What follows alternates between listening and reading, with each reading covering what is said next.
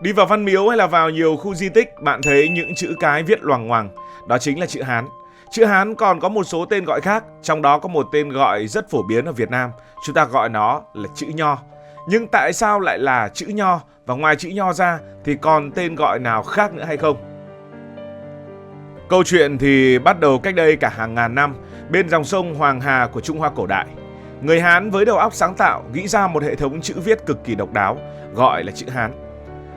Ban đầu họ khắc chữ lên mai rùa, xương thú để ghi những lời sấm, ví dụ như những lời tiên tri thời xưa. Dần dần chữ Hán phát triển trở thành một bộ ký tự phức tạp, vừa là chữ lại vừa giống tranh. Ví dụ như là chữ Nhật trông giống như mặt trời, tròn vo. Chữ Sơn thì như ba ngọn núi xếp chồng lên nhau. Mỗi chữ không chỉ để ghi chép mà còn chứa đựng những triết lý, văn hóa và cách người Hán nhìn nhận thế giới. Chữ Hán du nhập vào Việt Nam khoảng thế kỷ thứ 2 trước công nguyên, khi nước ta còn bị nhà Hán đô hộ. Nhưng cái tên chữ Nho thì phải chờ đến khi Nho giáo, tư tưởng của Khổng Tử bắt đầu bén rễ ở Việt Nam mới xuất hiện.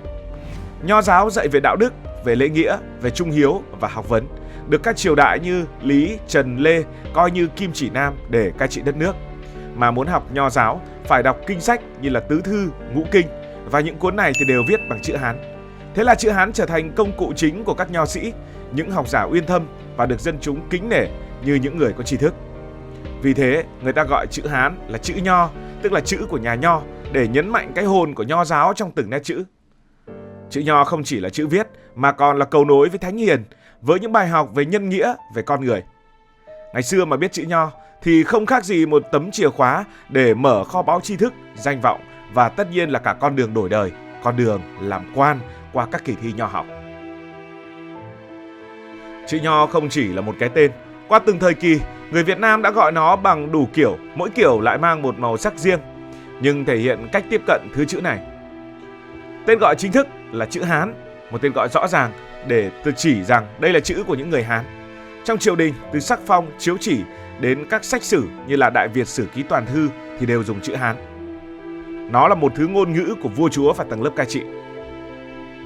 Ngoài ra còn được gọi là Hán tự, thì Hán ở đây cũng là dân tộc Hán, và tự ở đây nghĩa là chữ, nghe có vẻ học thuật hơn, dùng trong nghiên cứu ngôn ngữ và văn hóa. Đôi khi người ta còn gọi là chữ Tàu, một cái tên rất dân dã, thường nghe thấy ở những làng, ở những chợ, nơi những ông đồ viết câu đối và thư từ. Tàu là cách gọi nước Trung Hoa thời xưa, nên chữ Hán trở thành chữ Tàu, nghe rất gần gũi và đời thường. Một tên gọi khác mang tính tôn kính đó là chữ Thánh Hiền, bởi vì chữ Hán được dùng để ghi kinh sách của các bậc thánh hiền trong Nho giáo.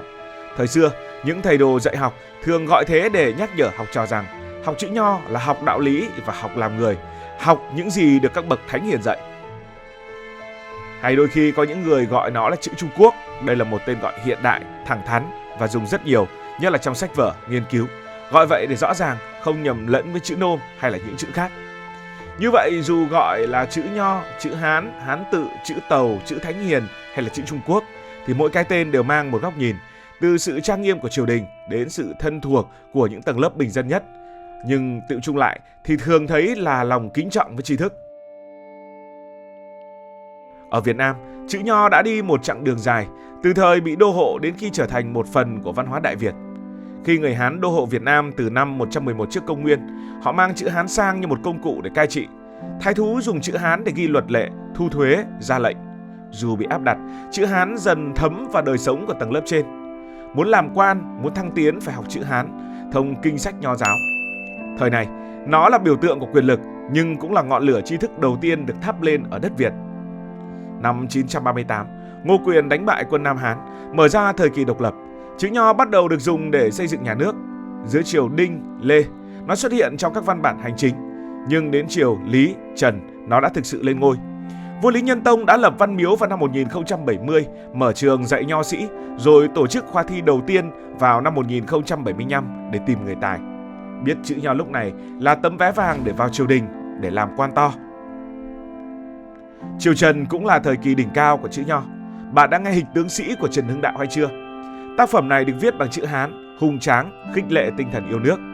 Hay thơ của vua Trần Nhân Tông, vừa sâu sắc vừa bay bổng. Chữ Nho không chỉ để ghi chép mà còn là cách người Việt thể hiện tài năng, bản sắc dù chịu ảnh hưởng từ Trung Hoa. Đến triều Lê Sơ, chữ Nho một lần nữa lại được tin dùng. Vua Lê Thánh Tông là một ông vua mê nho học, khuyến khích sáng tác thơ văn cho biên soạn Đại Việt Sử Ký Toàn Thư. Chữ nho trở thành ngôn ngữ của luật pháp, của văn chương, của giáo dục. Ở làng quê, trường học chữ nho mọc lên bởi những ông đồ dạy học, nào là dạy học sinh tam tự kinh, luận ngữ, chuẩn bị cho kỳ thi hương, thi hội và thi đình. Cứ tưởng tượng, lúc bấy giờ, nơi nào cũng có những nho sĩ, ai cũng mơ một ngày đỗ đạt, áo mũ cân đai. Nhưng chữ nho, dù oai phong, lại chỉ dành cho tầng lớp tinh hoa. Dân chúng bình thường ít ai biết vì học chữ nho tốn thời gian và cũng tốn tiền. Từ thế kỷ 13, người Việt đã sáng tạo ra chữ nôm dựa trên chữ Hán nhưng ghi âm tiếng Việt. Chữ nôm như một cuộc cách mạng giúp người Việt viết văn học dân tộc. Truyện Kiều của Nguyễn Du, thơ Hồ Xuân Hương đều bằng chữ nôm, gần gũi và đậm chất Việt. Chữ nôm cũng là cách người Việt khẳng định chữ Hán thì hay, nhưng chúng ta vẫn muốn kể những câu chuyện theo cách của ta. Dù vậy, chữ nho vẫn thống trị ở triều đình và thi cử. Dưới triều Nguyễn, chữ nho vẫn được dùng trong chiếu chỉ và trong sách vở. Nhưng đến cuối thế kỷ 19, khi thực dân Pháp đến, chữ nho bắt đầu lung lay. Người Pháp đẩy mạnh chữ quốc ngữ, dùng bảng chữ cái Latin vì nó dễ học, tiện cho việc cai trị. Và đến đầu thế kỷ 20, chữ nho gần như biến mất khỏi đời sống bình thường, chỉ còn trong nghi lễ, đình chùa và nghiên cứu.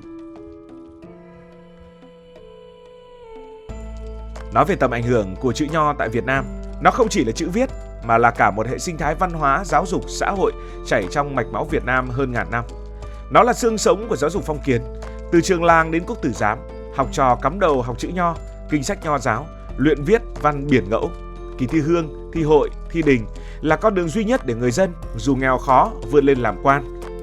Những cái tên lớn của đất nước đều lớn lên từ những lò luyện chữ nho, để lại những dấu ấn lớn trong lịch sử. Học chữ nho không chỉ là để biết chữ mà còn là học để học đạo làm người. Luận ngữ dạy về trung hiếu, kinh thi dạy về vẻ đẹp ngôn từ. Chữ nho rèn giũa nhân cách, biến nho sĩ thành những người vừa có tri thức, vừa có trách nhiệm với xã hội.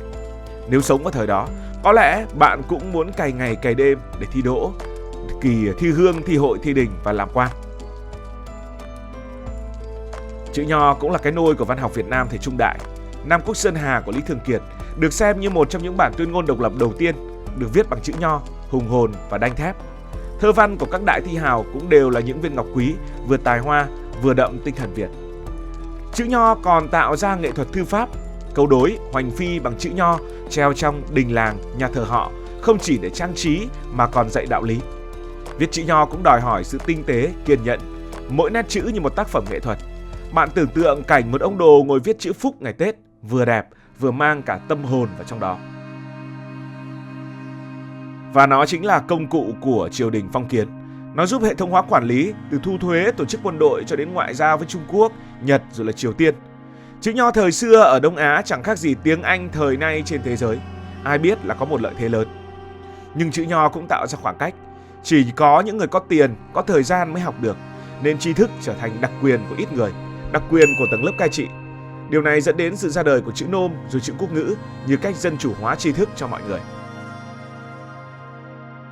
Ngày nay, dù không còn được sử dụng hàng ngày, chữ nho vẫn để lại dấu ấn sâu đậm. Đi ngang đình chùa, bạn vẫn thấy những câu đối bằng chữ nho như chứng nhân của một thời kỳ vàng son.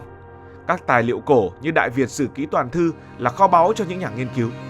Thư pháp chữ nho vẫn được chuộng, nhất là vào dịp Tết khi người ta xin những chữ như là phúc, lộc, thọ để mà cầu may.